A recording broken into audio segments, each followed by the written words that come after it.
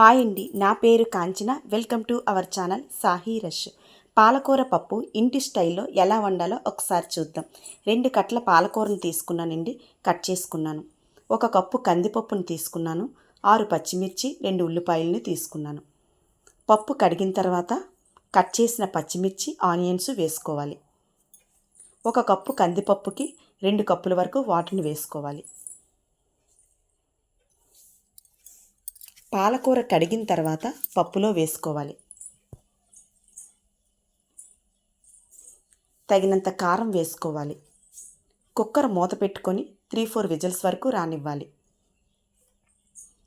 పప్పు ఉడికిన తర్వాత తగినంత ఉప్పును వేసుకొని పప్పుని మెత్తగా రుబ్బుకోవాలి.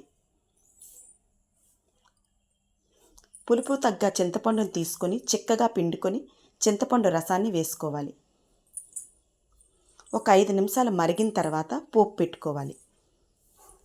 స్టవ్ మీద ఒక పాత్రలో ఆయిల్ వేసుకొని ఆయిల్ హీటెక్కిన తర్వాత పోపుల్ని వేసుకోవాలి. 1/2 స్పూన్ పసుపును వేసుకోవాలి.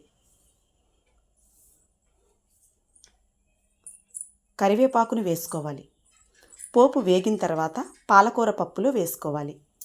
ఎంతో రుచికరమైన పాలకూర పప్పు ఇంటి స్టైల్లో ఇలా వండి చూడండి, ఎలా వచ్చిందో కామెంట్ చేయండి. మన ఆరోగ్యానికి ఎంతో మేలు చేసిన పాలకూర పప్పు చాలా టేస్టీగా వచ్చింది.